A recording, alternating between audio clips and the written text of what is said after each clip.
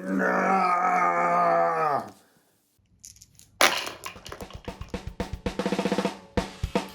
guys, and welcome to another Bearfoot Miniatures rundown of Necromunda gangs. Today we're going to be going over the ex-Slave Ogryn Gangs, which are on the loose and wild in Necromunda now, causing absolute havoc about. And I've actually come to do this because I have just done a painting video on a Ogryn that I really enjoyed making. So then I've done a painting video that will be coming out soon, and that's made me comb over the Slave Ogryn book because I sort of want to do a biker gang of Ogryns now for our next campaign. And I think that's going to be put up to a vote of what gang I do next on our Discord. I'm going to be going over in a slightly different format, which is the skills first. Well, I suppose first is going to be the basic, like sort of overview. So you guys let me know whether you like that format more, so you've got more context on which to base when I'm going over the profiles and recommendations. So the benefits of the gang is that they have basically better main stats than anyone else in the game. They start off with strength 5, toughness 5 as base. Their basic gangers have 2 wounds, 2 attacks. They have movement 5, which is up there with the fastest of gangs really, other than Ashwaste Nomads that have just come into it. But they, like, especially for a combat focused gang, which they have better basic stats and stats that will help you in combat. A basic Ogryn can, I would say, go unarmed and still rip apart most gangers with that high strength. What they have as benefits as well, that high strength means that they can lob grenades really, really far. 15 inches for, I don't know, let's say one at random, the incendiary grenade, just completely randomly the incendiary grenade. And it makes them really scary to deal with. However, they do have the downsides of really low numbers. That's going to mean that you bottle faster when you do start taking the casualties, which you will do because people have access to things like plasma guns and grenade launchers, which start mitigating your higher toughness and higher wounds. Now, next, their second downside, and I would say this is quite a big one, as a combat gang, they only have access to something that helps them stand up as a secondary, which is ferocity secondary. Now that means your gangers aren't going to be staying stood up all the time. They're going to be mainly distraction carnifexes. And I think that actually makes this gang quite difficult to play. Well, I always term beginner gangs as having a clear focus and stuff that helps you do that clear focus. Now, I think Ogryns have that clear focus in being a combat gang, and other than one of the ganger types, and it's actually a basic ganger, not a champion, your Ogryns are going to find it really hard to actually get those charges off. So you're going to have to play really smart with cover so that you can not be shot all the time before you reach the combat.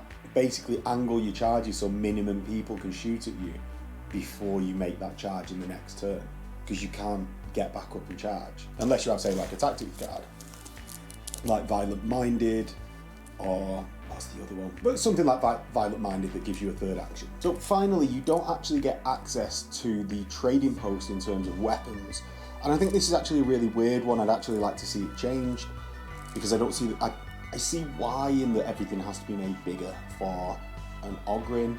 But I do think it's sort of a bit of a limit on the gang in terms of how you can sort of progress and even have fun playing equipping your fighters. Now, Slave Ogryn Gangs are outlaws in a campaign, so they've got that as a downside as well, because they are runaways, and every single fighter has this rule, so I put it in like the special rules skills section.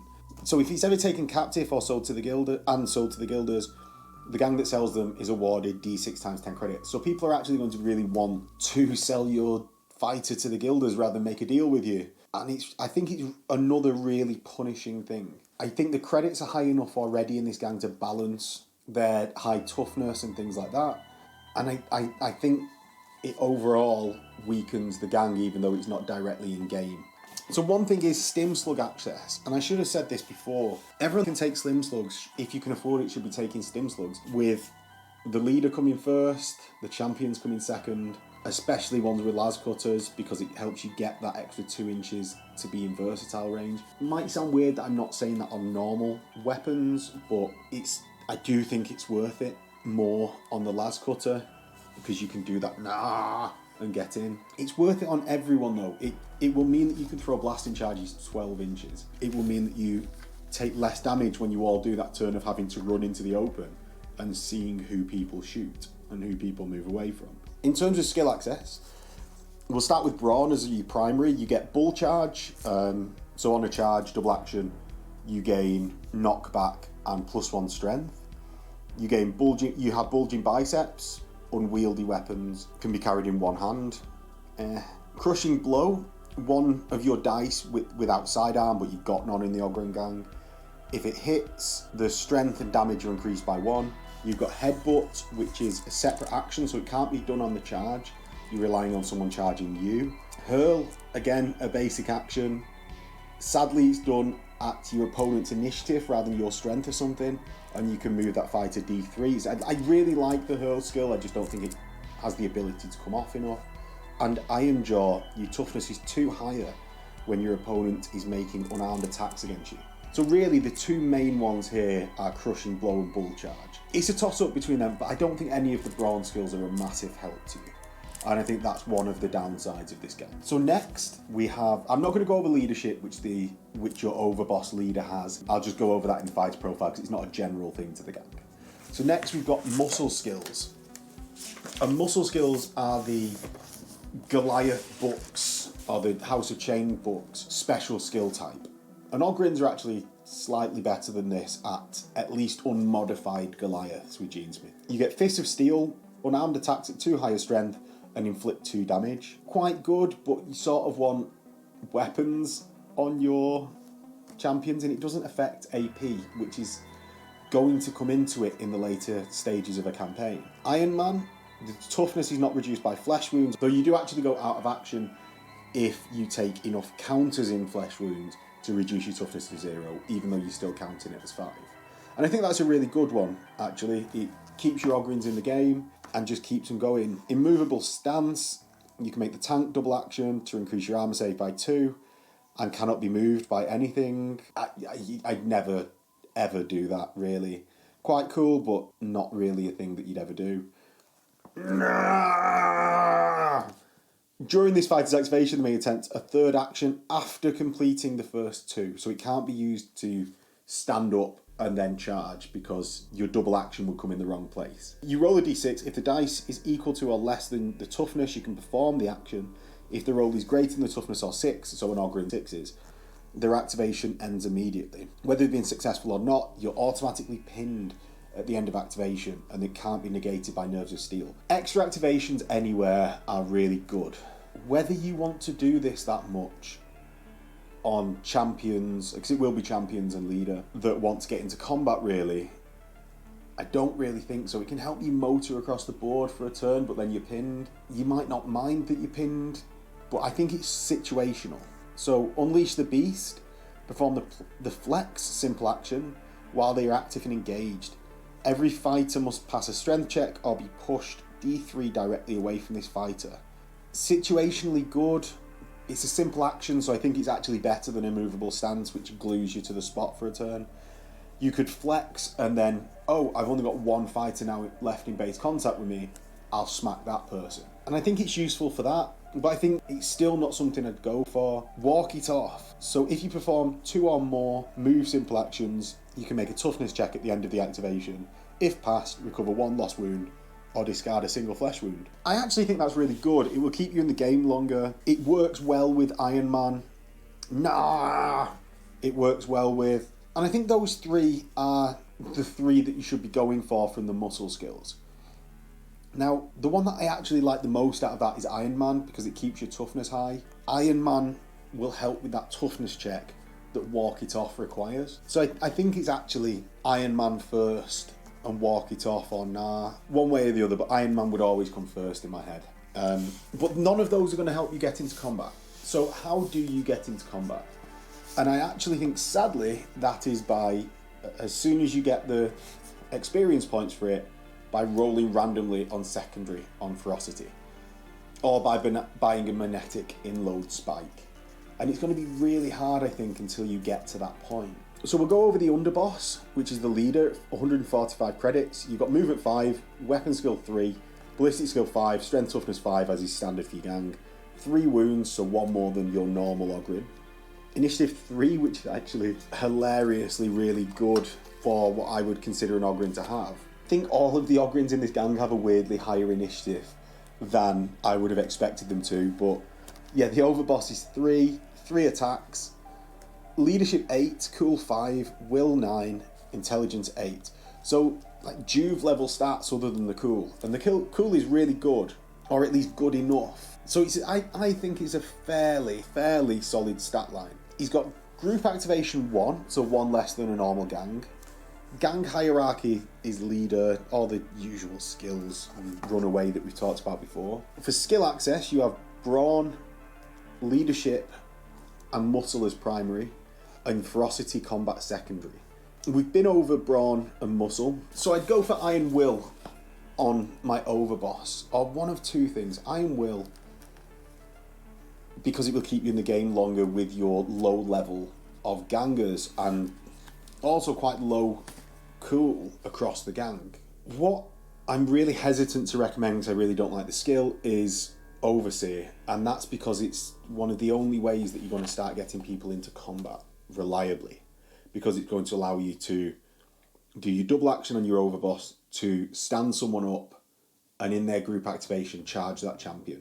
And I think that's one of the only times I'll ever recommend Overseer as a skill in a gang list, but it's just because they've got no way of getting there reliably. So obviously you can get gangers in and people.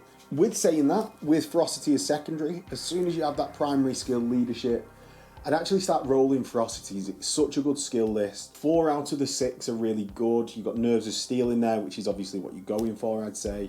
But you've got True Grit, Unstoppable is comparable to some of the other ones in the muscle skills that I've said are good.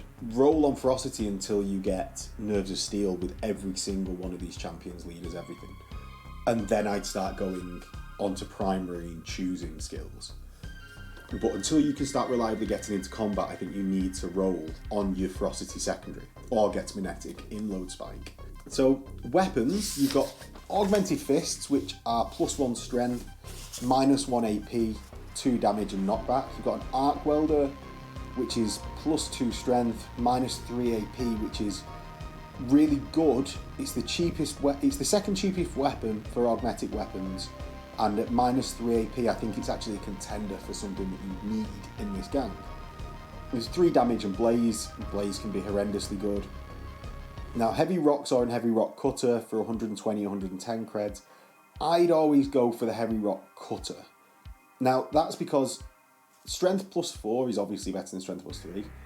The 3 damage rather than the 2 damage of the saw, and the -4 AP. So it's something that can really deal with real strong AP values. Though I suppose arguably, if you've got a few arc welders, that starts dealing and you don't really need one of these cutters. You've got a Las Cutter for 60 creds, so that's engaged is +1 to hit. You've got 2-inch versatile, strength 9, and that doesn't really capitalise on your high strength base, but -3 AP, 2 damage, versatile.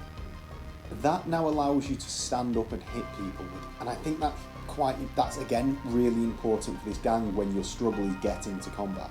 It means you can do your skill to do 2 actions, you stand up, move, and then versatile weapon someone. And I think that's one of the valid ways of getting in. You've then got the Storm Welder, you've got the paired Augmetic Fists, which are paired Augmetic Fists, so +1 strength, -1 AP, 2 damage. And when you charge, that doubles your attacks characteristic. So as a leader, you would have 6 attacks, plus the 1 for the 2 weapons, 7, 8 for charging, which is horrendously scary. But you've got to get there, it suffers from that downside. I think they're good enough to warrant their inclusion. They're not too expensive at 70 creds compared to, say, like the Rock Cutter at 120. I'm actually going to make a stronger argument for the Rock Cutter and Rock Saw than I think they're actually worthwhile. Because what's cooler than an Ogryn with a gigantic chainsaw? You've then got the Storm Welder, which is the only ranged weapon in this list. and it is terrible and horrifyingly powerful together. So he's got Rapid Fire 3, Strength 5, it's 8-inch range for the short range at +1. So that means your Ogryn leader, say, well, all Ogryns are BS5. You need to be short range to hit on a 4. You've got no minus for long range, but as soon as someone's in cover, that 4 becomes a 6. The Rapid Fire 3 and Unstable is the problem. That means if you roll a single ammo symbol, you roll another dice, and on a 1 to 3, you're removed, you go out of action. And it's just too much of a chance to put on a leader, champions. It's also 75 credits, so grenades are cheaper. And I know grenades are one shot, but this is close to, because your fighter's going out of action as well. I wouldn't recommend it. I might even put one in my starting gang for a campaign, just cause, but I'm not a fan of it.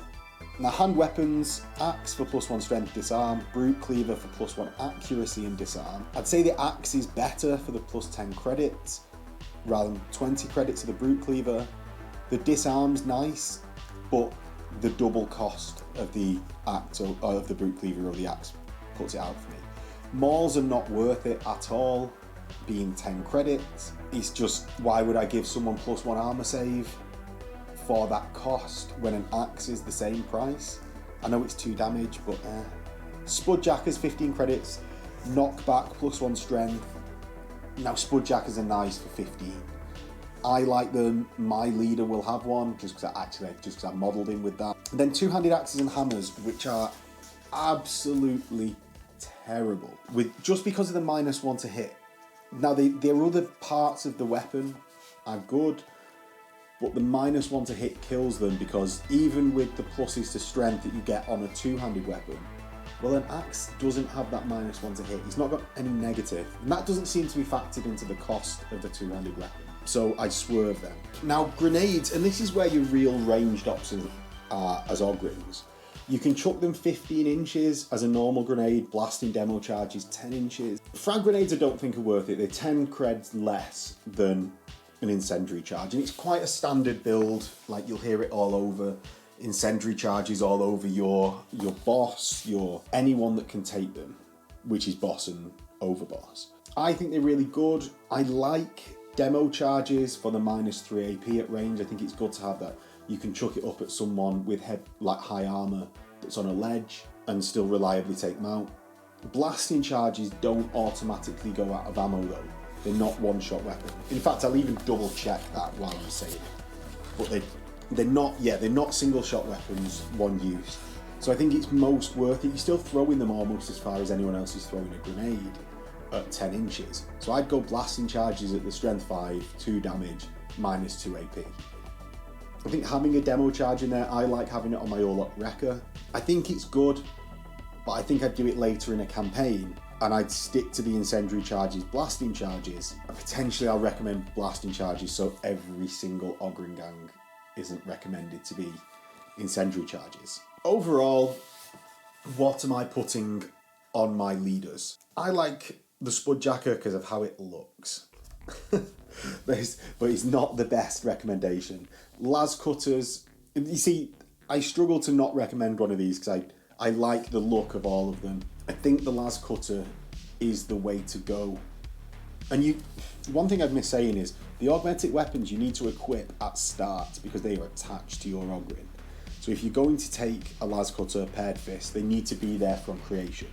The hand weapons don't, so you can switch them about, but you still can't buy from the trading post because you can only buy new war gear, not weapons and war gear. I really think the Lascutter, because of that ability to combine with stand up and use a versatile weapon, and that's sort of why it's one thing that brings back into it, is that ability to use a fight action with a versatile weapon. So hard. I'm going Spudjacker on mine, is what I'll say. But I recommend something slightly better. Maybe an arc welder because it's got such good -AP. And I definitely 100% recommend a grenade of some sort, be it incendiary or blasting, on your leader. Either of them will do, but you want something to threaten at range. If you don't threaten at range, I've played a few things where I've not had any range threat across different game systems, but just not being able to threaten someone with anything, don't have the control over someone else's gang because of the lack of threat. It's like it's like the Navy and Lou theory, where the Germans had a navy and just kept it in port in World War One, and that made the Royal Navy have to divert an amount of resources to that rather than patrolling the world. And it's just having that grenade, even if you don't use it, the threat of it controls your opponent's movement. And then someone tell me below, what is that theory called, please? It's actually already annoying me, and it will annoy me until the point where I find out. So then you've got the Underboss, who's movement 5, weapon skill 3, VS 5, strength toughness 5, wounds 3, initiative 4, so still not too bad. Attacks 2, leadership 8, cool 7, so like a ganger. Will 9, intelligence 9, and you don't have group activations here. I wouldn't actually recommend doing group activations with these guys unless you're in a really clutch situation. Like you really need that turn to go first, but it's going to be one turn a game that you do that. You've got solid stats. I just think with this, I'm always struggling against that lack of nerves of steel. You've got brawn and muscle as primary. Now here is where I would actually go, because I wouldn't ever go brawn to start with. I'd go muscle primary with Iron Man for the no minuses to toughness from flesh wounds, unless I was going Las Cutter. All the weapons options are the same. By the way, I'd start everyone with furnace plates. It's 5 credits, ridiculously cheap. Here, yeah, I'd go Iron Man. Someone with a Las Cutter and Nah, I think is the best. Nah is the best option, but I wouldn't like to spam it. As much as I think Ogryns need boosts, I still don't like the idea of spamming stuff. A Las Cutter, Nah, on one, and then another one with, say, like, I don't know, dual axes, paired augmetic fists, arc welder, take your pick. They all work because the Ogryn is such a beat stick from a base stats perspective. So I don't think the problem is deciding what you want, and I think rock cutters and rock saws are too expensive, but I'm going to end up recommending one because I like that. It's take your pick. Ogryn's base can rip people's arms off, especially if you beat them at space chess. So anything. But I recommend Iron Man, or Nah, and a Las Cutter. And yeah, I think this is going to be, he's going to get faster and faster. So Slave Ogryn Gangs, 90 credits each. You've got Loyal Special Rule, which I just had to double check no one else had it. These are your Ganger X types. They've got +2 to any assists rather than +1, or when they provide an assist, which is really strange because it's a low numbers gang rather than a high numbers gang. So the amount of times them Ogryns are going to be ganging up on people in combat is or even need to gang up in combat, is very low. They've also sadly got limited learning capacity. So a fighter with this special rule can spend experience and gain advancements as normal for a ganger, but they cannot become a specialist. You instead choose any other result on the table. Now that is really disappointing. It's actually something, it didn't come up because we didn't have any Ogryn gangs in our campaign, but it's something that I'm actually going to rectify going forwards in the Gassy Prospect campaign, because limiting the number of champions it sort of breaks down this gang. And I think I'd even do a house rule, give everything to them as secondary, but it's just so weird that they can't take skill. I know they've got limited learning capacity, mate. They've already penalised in intelligence for it. Yeah, they're okay. They've got all the same options, but without access, I wouldn't recommend the Las Cutter. I'd go stuff like axes, spudjackers, things like that. Keep them cheap. They'll rip people's arms off anyway. They can take blasting charges, so I'd take them here because there's no incendiary charge access. It's not that I wouldn't take them on the champion or leader, it's just, well, there's no access to incendiary, so I'm only going to recommend that one. And it's just worthwhile taking those charges because you've got no other access to shooting. Furnace plates, worth it at 5 credits. And yeah, that's thoughts on the Slave Ogryn Ganger. It's hard to recommend anything because it's so few in options, and they already do combat quite well when they actually get there. So you can go the cheapest with an axe and a furnace plate, and they will probably cave someone's face in. They would cave most champions' face in.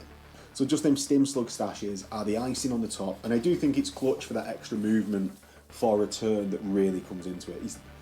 The strength and the toughness are just a bonus. The movement is really what you're after in the stim slugs. So Lobo Slaves, 70 credits each. Now, I've been saying all along that you don't have anything to help you stand up and get into combat. This is actually where it is. They are movement 4, so slower because they're dull-witted. Weapon skill 4, ballistic skill 6, so definitely not somewhere to put your Storm Welder. Strength toughness 5, 2 wounds, initiative 5, 2 attacks, leadership 5, cool 5, so actually really good. Will 10, intelligence 10. Because they're stupid, right? They're lobotomized, so they never become pinned or prone and pinned, but can't take cover basic action. They have limited learning capacity, can never become specialists, which I fully get here. They can't take part in a group activation as well. Just the slow, constantly advancing Lobo Slaves, I think it's worth it. It will be what gives up a slave. It will be what gives a Slave Ogryn Gang a leg up when they're doing their turns. It gives that threat to the Lobo Slaves in the turn that basically, because they need to be killed, otherwise they're getting in. Your champions, they might shoot second rather than the Lobo Slave because they need to kill the Lobo Slave. All they need to do is pin the champion. So it gives you that distraction card effects that will be so useful to you when you're playing your games with Slave Ogryns. So they have the same weapons, hand weapons options as everyone else. They have carapace armor, furnace plates, hazard suits, and no access to grenades. So I always see the recommendation being hazard suits because your high toughness means grenades only wound you on a 5. If someone throws an incendiary grenade at your feet when you're in combat, it doesn't matter, you're in a suit. And at most it's only going to take off 1 wound if you're unlucky enough that it wounds you. And I think it's a solid recommendation. This isn't a gang with big options. This is a gang that does some things very well and then struggles with a lot of things. I think it's really flavoursome for the entire gang. It's just, it sort of relies on tropes a little bit. And I think allowing access to the trading post would go away for mitigating that, especially after gang creation. Let Ogryn struggle for a couple of games. I think they need access to the trading post, and I'll be allowing my players at least to do that as an arbitrator. That's the last ganger in the list type. So one thing before I get into these two lists is obviously their starting list. And I've been thinking, as we go through it, it's worth mentioning trading post access being so big, I think, to specifically this gang. Why do I think that? And it's all about the drugs, baby. It's all about getting the friends on collars and friends on. And that's because when you're rolling randomly on the skills that I said you might have to roll randomly from Nerf Steel all the time, being able to just buy your access to standing up when you want to charge is such a big thing. And I think straight away, as soon as you get into a campaign, you're going to want to start hunting for friends on. And it's just a 100% will boost. It will make you have a good time much faster than if not. So going forward, anytime I mention a las cutter, it comes with nah. And it sort of mitigates that. It frees up your options on weapons away from these, from sort of tropey builds by having friends on collars on your gangs, because then you will operate more like a traditional combat gang that can stay stood up on key fighters. I've gone with 2 builds, and I'll go with the sort of the spammy, tropey, horrible build. And I've gone with, and this is what I think is going to be a better gang for you guys, so I'll do it first. It's done out of 1 box, or what used to be 1 box of the gang, which is 6 Ogryns. It's an Overboss with Arc Welder, Incendiary Grenades, Furnace Plates, and Undersuit. Now the Overboss will have Iron Will. That Underboss with Las Cutter, Grenade, Incendiary, Furnace Plates. And then another identical one will have because they then get obviously the versatile stand up, move, fight, fall down, and I think you just repeat that cycle. You've then got 3 Lobo Slaves, or with Spudjackers, or with hazard suits, to ignore the incendiary grenades that your Overboss, Underboss are going to be throwing. And it's very spammy, very tropey, and I apologise to the world for having written that, because I do like to avoid stuff like that. So, what am I thinking about my own gang going forwards? I've got my old Ogryn Overboss, who is carrying a Spudjacker in his one good arm. He's got incendiary grenades, furnace plates, and a stim slug stash. He's going to be running Iron Will. I've then got an Ogryn Underboss with heavy rock cutter, because I like heavy rock cutters, and furnace plates and stim slug stashes. There's no good thing to put on him, so he's got the Iron Man skill. Am I going to keep calling it Iron Man without looking it up again? It is the Iron Man skill. I'm such a pro. So then I've got an Underboss with paired augmetic fists, furnace plates, and stim slug stash. And this is the sort of swing one. I don't know whether I want those paired fists in there, but you guys get on the Discord and tell me as we go forwards. I've then got a Lobo Slave with Spudjacker hazard suit, and 2 Slave Ogryns, both with axes, one with furnace plates. Now, if I wanted to make that gang better, I would definitely put a Las Cutter and Nara in there, potentially on the paired augmetic fists guy. I'd put in more Lobo Slaves. They're actually cheaper than the standard Ogryns in this setup, and they stay stood up. The reason I've not gone for that is theme of only wanting 1 Lobo Slave in my list. Now, I was actually thinking that if one of my Ogryns dies, I might then get another Ogryn Slave, or Lobo Slave, and put him with his head half blown off, as just he's not self-lobotomized, I suppose, but lobotomized by the enemy gang rather than in surgery. But that's my thoughts on the Slave Ogryn gang that I'm going to be running, and my thoughts overall, it's a bit scattered because I like to give a much broader view of what the gangs can be, and I don't think there's that much. The bosses, underbosses, Slave Ogryns are all going to feel fairly similar. So it's going to be up to you guys and the decisions that you make to make them different. And that's with varying your weapon loadouts. So again, I don't think there's any wrong answer, but I think it's up to you how you do it, and it will all work but all have the same failings. The Lobo Slaves as well are going to feel different because they'll stay stood up, but they're not going to be the best people in your gang at actually doing stuff.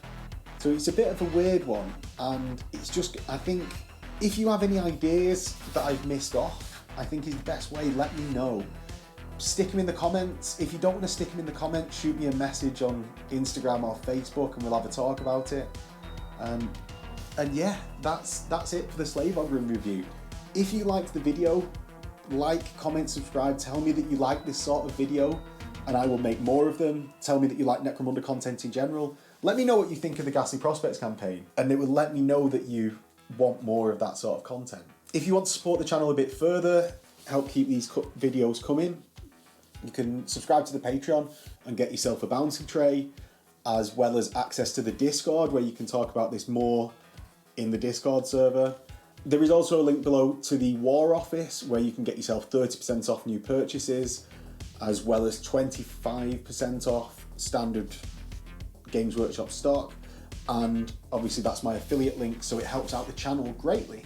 And I will catch you guys next time for more, hopefully, Necromunda content.